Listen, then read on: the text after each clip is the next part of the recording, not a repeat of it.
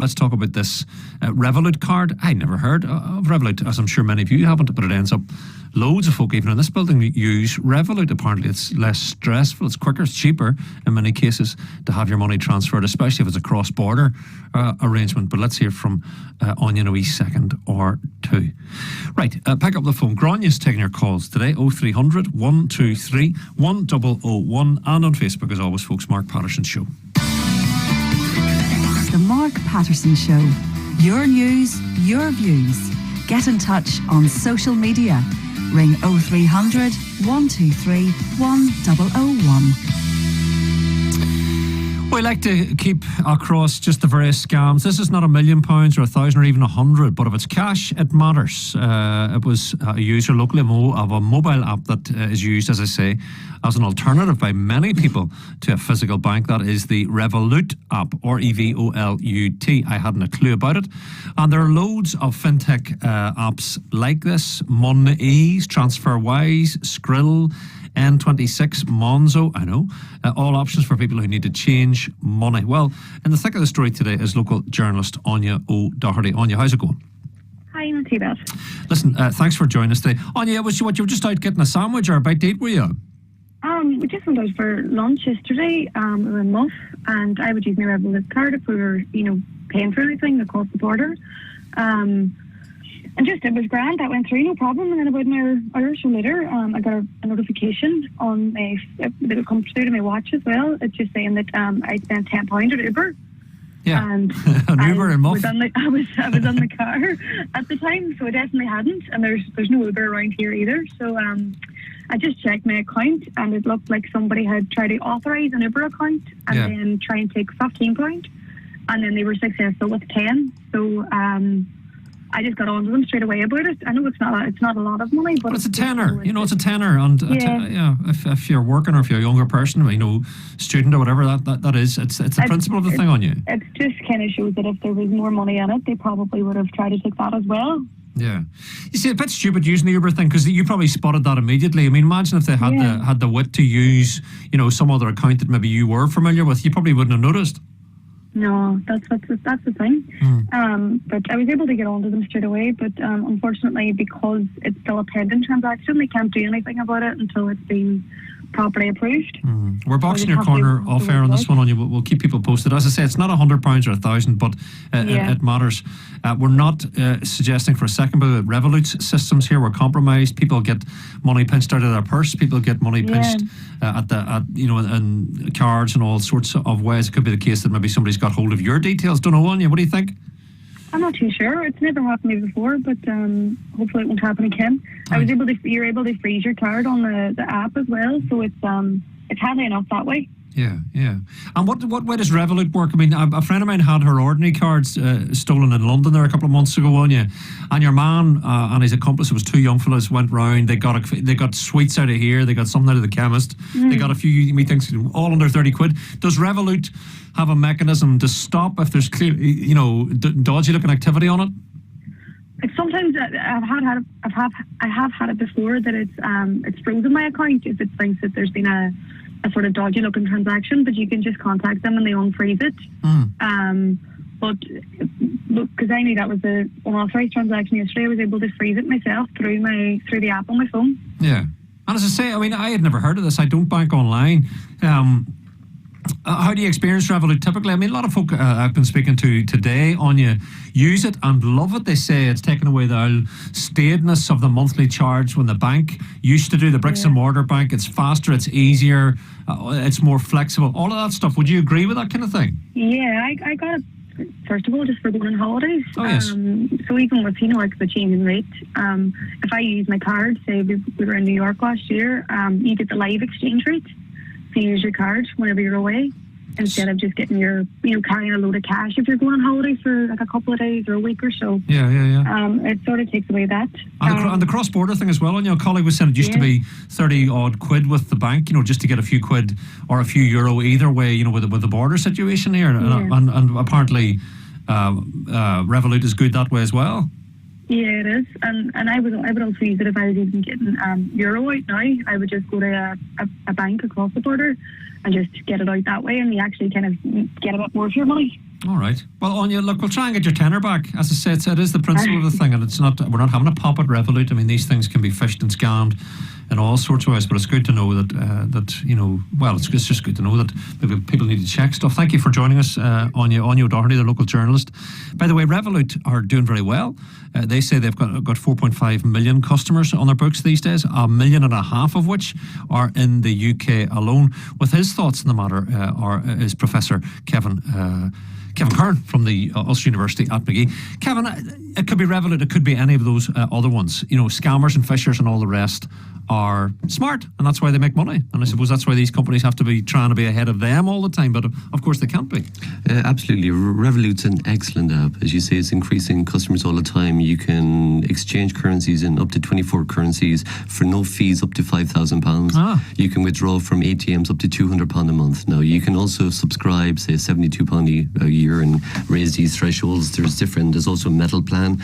You can save a lot of money with this app. But so anybody going on holiday, Kevin, if it's not 5,000 threshold, that's most people's holiday spending money. Exactly. No traveller's checks charges, no exchange charges. Bingo. Exactly. It really is an excellent app, and anyone who's going across the board here should really check it out, the app. And you can also get the physical cards as well sent to you. What Anya could have done, there's some things that could have helped her. If she got into the cards section of the app and enabled location settings, location security, that means the app knows where you are. So they would know she was in Muff in Ireland. If the transaction, which did happen, was in London, for instance, they would know, hang on, that doesn't make sense. We know our user number 2357 is in Donegal, and they're trying to do a transaction here, and that would have been blocked. Okay. So, turn on location settings. So you turn them on. See, I always turn them off because I don't want to know where I am, but you're saying it has its advantages. This is a feature, and all these similar apps as well do that. It's very clever because the banks don't want to lose money, they want to stop fraud, and this is a great feature by turning on location security. But I would be location security bugs me, and this is because I'm a tech. Well, you only give it to that app now. Again, you're not giving it to Google. Only that app will get security. You don't turn it on for everything, but in that one you will. So there's. This will stop this type of transaction occurring. See, I worry then that app then speaks to Facebook, speaks to Twitter and all the rest, and then people are going, oh, look where he is now, or look where he's not. More importantly, Kevin is working, he's a professor, he's not at home. That kind of stuff, Kevin. We don't worry about that. You have to grant your location settings app by app. Oh, do you indeed? It is. So, and there's other things in this particular app. You could have turned off the mag strip payments again, so no one can stripe it. You can turn off contactless payments if you don't want to use that. So if someone did grab one of the physical cards, they couldn't make contactless payments. ATM withdrawals, you could disable them. If you never take money out of a bank machine and you're worried about losing your card or whatever else, you could then, if that's disabled, it's disabled, so someone can. See, I've said it before to Emma Robinson, who's on this programme today. See, if we had individuals, human beings, who had a little booth to go through all of that stuff, I bet you there is a market out there for a person just to be a phone fixer who goes through it. What do you need for that? Well, how do you get your hair cut? All right, don't do that. I don't know about any of that stuff, Kevin, and I bet you 95% of them listening to this don't either. But switch that on. No, switch that off. Tell them this. Don't be doing that. Yeah, but technology, again, because the banks are being besieged now. Again, we got this. This app is aimed at tech-savvy users. Again, that's where their market was. In the initial days. Again, but we're all learning, really. Okay. And people listening now will know at least about some of these features. Our colleague Colin Buckle joins the conversation. Colin, take it away there. Yes. Well, I got a Revolut card there a few months ago, and the reason I got it was because I was going to America. And I read all the publicity, and what it said on the tin was if you put money into your account, you can change it into dollars. That's exactly what I did. Sitting in the house, in my living room house, I put some money into the Revolut card, immediately did a bank transfer or a currency transfer to dollars. And that's what I spent in America. When I was on holiday, that was my spent money. There was just one little problem in that most American card machines do a swipe thing. You remember the old way they used to swipe the card? And mine, it wouldn't work the first couple of times. What's going on here? So I went into the settings, and the security settings, and there's a wee button where it said, as part of the security, we have disabled the swipe mechanism. So once I put that off, it was fine, and I used it all the time. As in America, it was great, and I had some money left when I come home, and converted it back into pounds. Colin, you've been going on to and from America for a lifetime. Compared to the previous, you were a travel agent as a young man, for God's sake. I mean, travelers' checks, banks' charges, exchange. Would you say this is a better way of going at it? I would definitely say, because number one, I got a very, very good exchange rate when I went. In fact, I got a better exchange rate than I was getting in the banks here in the town for cash dollars. And that's number one. Number two, they didn't charge you per transaction because your account was in dollars when you were in America. So my previous bank would charge me $1.25 per transaction or something like that, or $1.50, and it amounted up. But the reason I rang you today, I have a wee funny story about the Revolut card. Just last week, or the week before last, I was in Argus and Crescent Link, okay, and I got a purchase for $11.99. In fact, what it was, you remember I was talking to you about my wife going to Stendhal for the very first time ever? Yes. Well, I bought her a little lantern for her camping experience in Argus for $11.99. That was fine. When it appeared on my Revolut account, it came up as the Free Presbyterian Church. Goodness So me. it was, maybe it's the same amount, and it's obviously not a scam. It's obviously just some kind of a typo or something. But that's what it came up on my account as the Free Presbyterian Church. Mr. Paisley be turning in his grave, Colin. Well, there you are. You trying to take his money off him? Converted me with just a flick of a switch. There you go. Well, Colin, out of 10, I mean, it's important we do this without prejudice. Out of 10, what would you give Revolut? Well, I would give it. I would say a good 9. And Good 9. There you go. Working very well for me. No problem at all. All right then, Colin. Thank you for that. Kevin, just a final thought on it. I mean, He's right. Way off air today, I was making a few soundings, and everybody I spoke to, 78 people all said it's absolutely transformed their lives. Others are available, but by goodness, the banks need to be very cautious in terms of their future. This sounds like a good thing. Did you indeed? What Colin turned on was the mag strip payments again. So generally, Mag strip. Yeah, the mag strip payment. Generally, it's the chip and pin. Believe it or not, America is one of the countries which is behind. They're only introducing chip and pin very, very slowly, where we've had it in Europe for many years. Again, their inter-exchange bank fees, what they charge on you, 0.5% above it, they'll give you an excellent rate, really. But if it's only an app, it exists online. They don't have to pay high street, heat and light and cashiers and all the rest. Well, that's it again. But as you see there, Swift payments is fine if you're sending maybe 10,000, 15,000 pounds to someone and you pay a £30 fee. But generally, when you get something maybe 100 euros from down south, you're paying 30% of that with a Swift transaction, which is ridiculous. They've cornered the market for years, and I'm so glad to see upstarts like this coming in and especially hitting the Western Unions and the Swift payment system. Upstarts, is that what they're actually called? Exactly. A new starts is an upstart. Very good. Kevin, thank you for that. Professor Kevin Curran there with his thoughts on it.